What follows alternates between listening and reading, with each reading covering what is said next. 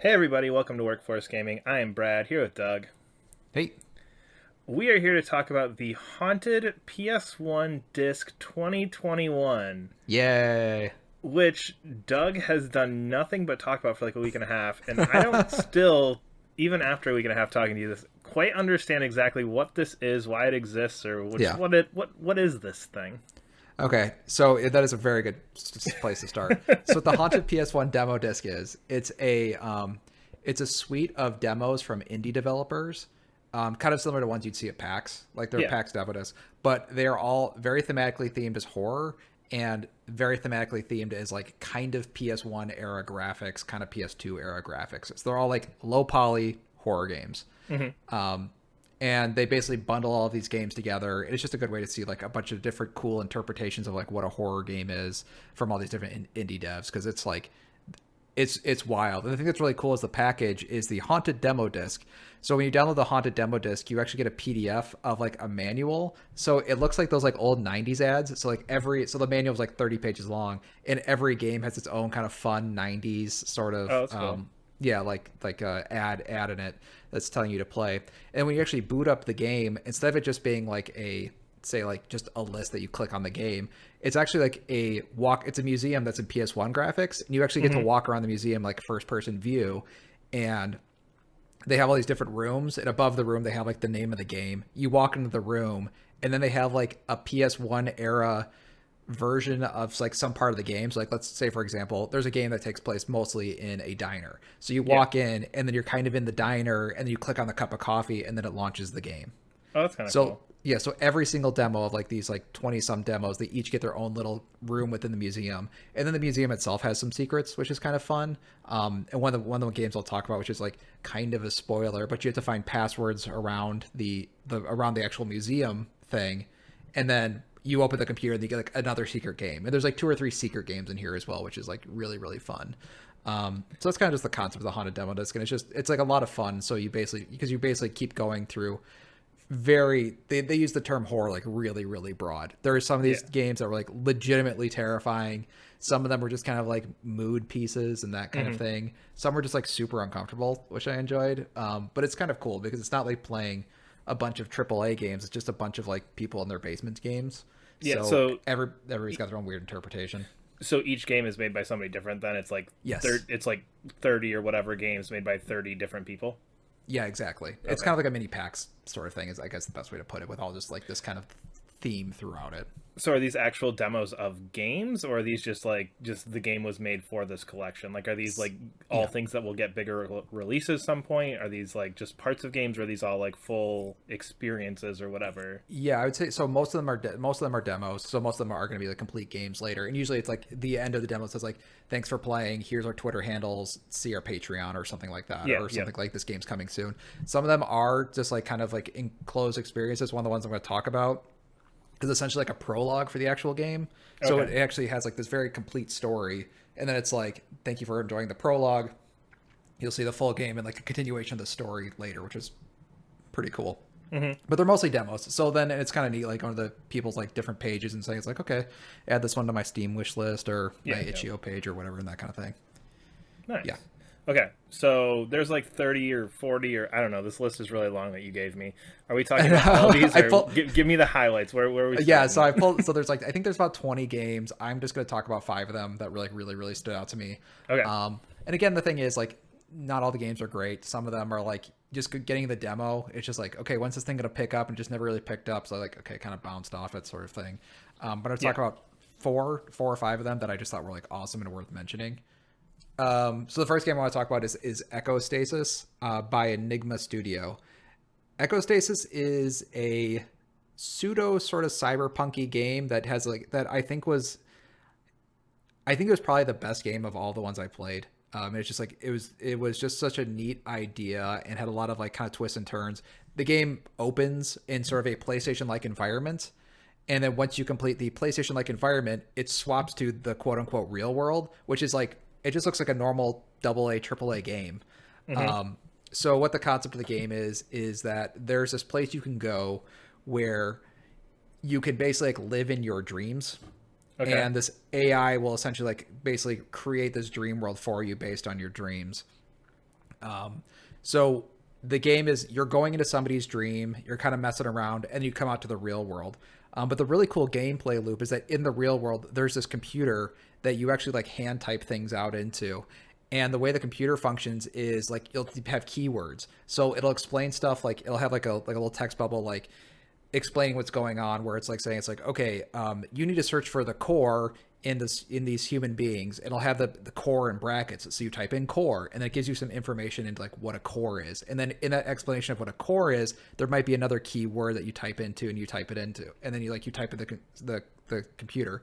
So what you're doing is you're going between the real world and this dream world, and you're getting phrases from the dream world to dive deeper into the computer. So the thing I really, really enjoyed about the game, besides the fact that it's really creepy and kind of an interesting plot, is that some of these games I think do a bad job of explaining their weird world. Sometimes a game can just be like weird, and it's just like, okay, and then it's like, we'll explain how this all like what's going on at the end of the game. But this one I thought did a really good job of explaining its kind of weird setting. Like it lets you be lost for about 5-10 minutes, and then it's like, okay, here's what's actually going on. Okay, and I like that a lot because because it felt like it's like, okay, I understand the stakes that are going on, I understand what's the background's going on, and then it's fun because this is the one that was actually like a prologue for the full game, and it escalates in a neat, weird way, and it ends on kind of like a fun cliffhanger that I was like, oh, this is actually, whoa, this is great. And I think that idea of exploring and trying to find these keywords to get deeper and deeper into this computer program was really, really fun. And the thing is, like, you don't have to write them down necessarily, but every time you boot up the computer, it restarts. So you have to remember them.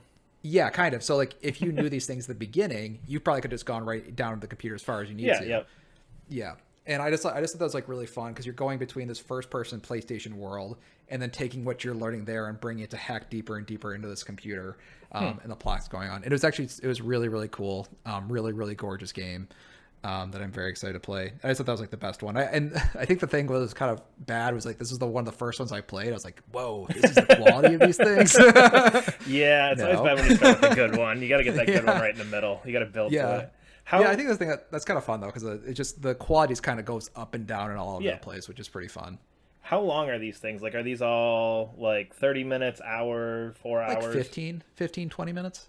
Oh, okay. So they're all like, so super fast. Yeah, they're like packed. They're like packs demos, or like sort of convention demo sort of thing. And the thing that sucks is that some of them were like kind of taking their time, and I was like, dude, you can't take your time. We're on the clock here. We're on the clock. Let's go. And there was some that were like, walking through a forest in PS1 graphics for like a long period of time is not scary anymore. No. And there's a lot of games that have these kind of like long drawn. You're just walking through a forest, but it's like 5 or 6 of the games had that same sort of theme. It's like you gotta pick up the pace, guys. You gotta get this moving. Gotta get this moving. Yeah, exactly. And ECHOSTASIS one. That's the one I'm actually probably gonna. Of all the ones, that's probably the one I'm gonna purchase when it comes out. Like I'm actually like signed up for notifications and stuff on that one. Nice. Which, I mean, I'm curious if does that play in because it's a prologue more than a demo? Does that help with that feeling? It helps. I think that helped, and because I really like prologue demos where it's like instead of playing like the unfinished opening segment of a game or an unfinished halfway segment, it's like this is most of the gameplay stuff, and then you get, because I felt the story arc end on a neat cliffhanger that's like, oh, I'll see more. While a lot of these kind of like ended just as they were ramping up, which is because a demo, but this one it concluded and then said here's some more. It's like, oh, okay, that's good. I feel like then you get that bigger narrative picture of what this person's trying to do, how they're trying to build this, how things are going to go when you get to the full version. Yeah, and so I'll say the ones I'm not talking about, the ones where it felt like it ended just as the narrative was picking up, because it was the opening of the game, and it's like, and then like, see us next time. It's like I didn't even get to that part yet, like to be excited about the next time on, sort of thing. Yeah. Right. So the next one I want to talk about is Toree 3D. This one's fun because I didn't realize, I would not have known this was a horror game. I think they're not marketing as a horror game. If you watch the trailer for Toree 3D, it is not marketed as a. This is the only one you sent me the trailer of, and I watched. That was literally my response. Was I thought you said these were horror games because it just looks like some weird running platformer thing. Yeah. So the thing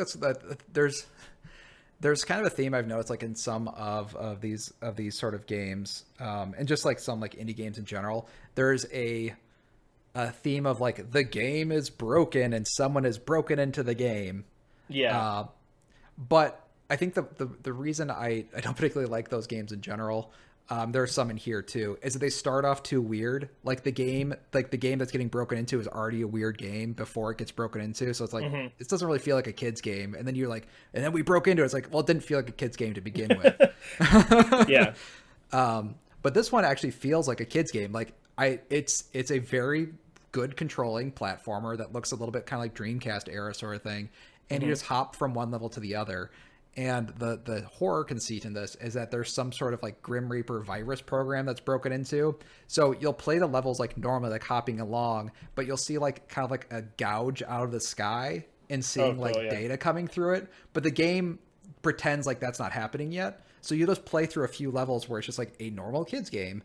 But then like as it goes on, like there's like things like there's like these big happy stars, and as you walk by them, they're like still looking at you, and all of a sudden like they'll kind of glitch out and they'll turn to like an angry face that's like trying to chase you and that sort of thing. Nice. But the game is never acknowledging that that's happening, and I felt like this of all of the games, so it's like the game is broken did it the best because it just did not acknowledge that those things were happening. The other games that were kind of similar to this were just too eager to like, oh, look at the weird thing. Look at the weird thing. Yeah.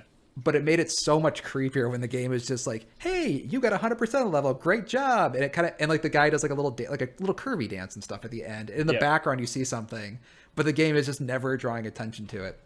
It does at the end of the demo. Like finally it does kind of like you meet whatever's going, you kind of like, they kind of hint at what's going on. Yeah. But I just liked how not eager it was to do that, and which made it, I think it wasn't really creepy, but just so much better than done the other ones. So like more fun horror versus like, oh my god, what's gonna happen horror. Yeah, it wasn't like, there's a lot of these ones like they just like to like start letting the blood flow like immediately. Yeah, like, I don't know how violent that game gets, but it didn't seem like it would ever get that violent. I hope not. I'd actually be kind of disappointed if it did. But it was just very cool because it was a good kids game. It was a well controlling game. Like that game by itself was a good game already before they made it like weird and spooky, which is hard to pull off because a lot of these games like, hey, the game is glitching. It's like the game felt like it was glitching before you told me it was glitching, sort of thing. You mean that wasn't a glitch that I just ran into? Okay. Yeah, but it's fun to have like a very well controlling platformer that you could believe was an actual kids game before things start going on sideways. And that's by I'm gonna try to like name the companies as I do this. That's by Ciactro, which I've never heard before. Again, it just doesn't matter. And then ECHOSTASIS was by Enigma Studio. Okay. The next one I want to talk about, Brad, I doubt have you ever played Gmod or have any idea what Gmod is? I have never heard of this. Okay. This will mean nothing to you then. Okay. So a little bit of context. So Gmod is a Half-Life 2 mod that became a standalone game. And in Gmod, what you can do is basically spawn anything from Half-Life 2, and then you can like make poses with the characters and stuff. Like you might see like internet memes of like Half-Life 2 characters talking to each other. They're probably using Gmod. Okay. Now, what Tmod is a horror game based on that Half-Life 2 mod. So it's like you still have you're not spawning in like Half-Life 2 items to like create scenes and stuff, but you're spawning in like these whatever this weird creators monsters are. So it's like the exact, and they've made it look so similar to Gmod. And it was kind of fun just kind of playing around with it because you play around with it like you would in this Half-Life 2 mod. You're in the exact same level like it is that Half-Life 2 mod, and then you kind of go off this new door area that was not in the original game, and that turns into a horror game and that kind of thing. So is it more like building and like setting stuff up, or is there like actually like a narrative type thing going on with this? So this is another one I think it does a good job of pretending because the mechanics are just building things. Yeah. And like you're not, but there's no, in Gmod, there's no goal. You're just like building scenes with characters. It's like a toy box sort of thing. So you have all those toy box elements. But it's kind of cool because you can spawn lights, and there's a part where I was going into a basement. I was like, oh shit, I can't see anything. Like, where the hell do I get a flashlight? It's like, oh, I can just spawn light bulbs. Yeah. So like I'm spawning light bulbs. I'm getting deeper into this like kind of horror-y section sort of thing. I just really appreciate this one because it is so like not marketable, and it's like only for people who've played Half-Life 2. Yeah, it's like this one Half-Life 2 mod, and it was just very cool and like nostalgic for me because I used to love that. Like I played that like when it was like early in beta when Half-Life 2 first came out. So it's just kind of fun like seeing, and that's the thing I always liked about this whole thing in general is like every of the 3 games I talked about so far, they're all so different. Yeah. So it's just fun like trying these different things. I just love how like weirdly specific this is. It's like, hey, remember that one thing that only you and not that many people play? Let's do a horror game based on that one very specific thing. Yeah, you don't have that big pressure of like this needs to appeal to thousands, if not hundreds and dozens of thousands of people. Just this makes 20 people happy. We're good. Yeah, exactly. And they did the mechanics of Gmod really well. Like it works as a Gmod fake game before they started adding horror elements, which is cool. And that one's by Tobias Mihura. I'm just trying to make sure I get people noted in here. No, I was gonna say I'm not gonna correct you on names I couldn't. No, that's fine. This next one though, Agony of a Dying MMO, was probably the most uncomfortable I've ever had playing a game. Definitely the scariest one because you weren't sure what was real and what's not. And currently I tried to look. So at the end they had the dev Twitters. And I went to the guy's Twitter, but he has it completely locked down, and I could not find any more information on this game. Weird. And I don't think it was to be spooky. I think it's just like this game is just an odd game from an odd developer. Okay, so what Agony of a Dying MMO is, the concept of the game is that there's a fake MMO that's dying, that's going to get shut down. Okay, yeah. And you are essentially playing out the last day of that MMO being shut down. Gotcha. And it kind of plays out in like little vignettes of like you just talking with people who have been playing the game forever. Like I think the concept is like the game's been on for like 10 years or something. So a lot of people put a lot of time into this. Yeah. And it's these short sort of interviews so it does a good job of kind of pretending to be an MMO. Like there's people who are just like trolling, or like there's like little kids on, and there's like people who are like, who've been like playing the game forever. And there's people who are like brand new, like, how do I use this gun? It's like, what are you even doing here? This game's shutting down, sort of thing. But the thing that makes it really, really creepy and really unsettling is that it seems like they really did do interviews with people who have regrets of spending so much time playing MMOs. So like there's discussions of like, hey, this game like ruined my life. Like I spent all of this time playing this game. And that's like the theme of it, is like all of these people like having regrets of playing this game. And yeah. And then one of your partners, like friends of the game, it's an interview about him having, and this is the part that I was like, is this real or not? So some of the people are talking about like suicide attempts or like how going through psychotic episodes and stuff. And I was like, these sound real. Like these sound like very real people having these regrets, people really having like psychotic breaks, and how this game like saved them. I don't know what game they're maybe talking about, but it's probably not this one.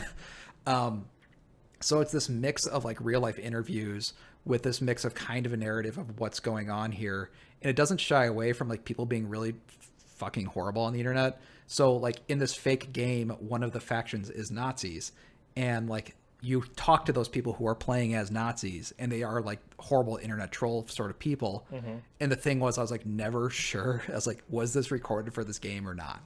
Because like it's so well written that you can't tell, like, or maybe not written. Yeah, exactly. And then so I was like, I just need to find out more information. So the thing that was like even creepier. So when I was done with that, I was like super uncomfortable.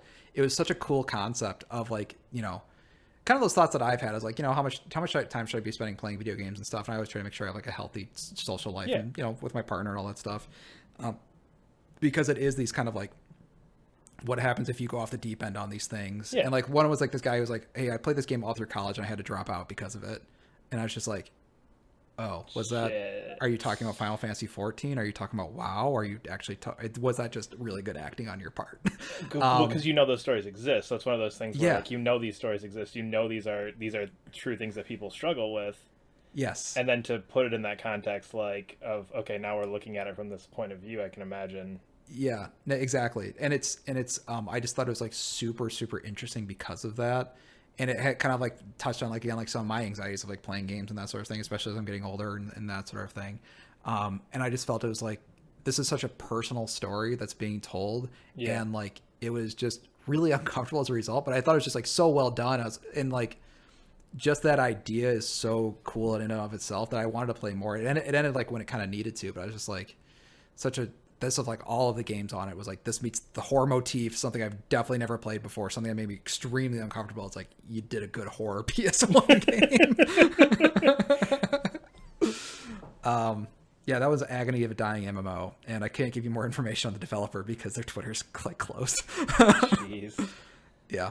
And then, so the last one I want to talk about is a bit of a spoiler, which is weird for this thing. So if you have if you're already like, oh, I'll go check out this something, it's like, okay, kind of stop here. There's a computer that you find in the museum area, and the computer has a password on it, and then you have to go around the museum, find the password, put in the password, blah, blah. And this one is so cool. So what it does, it kind of gives you like a dummy desktop setup. So like, my computer and that sort of thing. And I guess the conceit is that you are a person working for like sort of an X-Files like group. I don't know if you ever heard of SCP. Have you heard of that by any chance? Nope. Okay. I feel like this is just me not hearing of things. No, that's fair. SCP is its own weird thing where I'm sure you've actually probably used it. It's like it's like an internet Wikipedia for fake monsters where people put in like, oh, this monster eats people in the middle of the night. We'll have like a weird photoshopped thing, but it's a cool thing that I would definitely recommend checking out if you've never seen it. Okay. And the conceit is like people are just building this fake Wikipedia with like creepy monsters, kind of like Control actually. Like Control is actually heavily based off of that stuff. Oh, okay. So anyways, you're a company, you're a company man for this sort of thing. So you're checking your emails, and there's like, oh hey, we got this new photo from like a trail cam of like some weird creature, and there's some like cool creatures and stuff, and you're going. And then one of your emails is a video file. And it was like a video file of like a double homicide or something like that. And you're like, well, okay, sure. And you click on the video, and it does the Resident Evil 7 like VHS tape thing. Oh, yeah. Where you jump into the video? Yeah, and I was like, and then the graphics are sounding like really good. I was like, oh shit, I don't know if I'm really handle this. And you're in it. I'm not going to spoil kind of where it ends, but essentially you're in a hotel room, and there's a guy with a bag over his head in the bathtub. And it's kind of insinuate you chop him up with an axe, and it is extremely fucking creepy.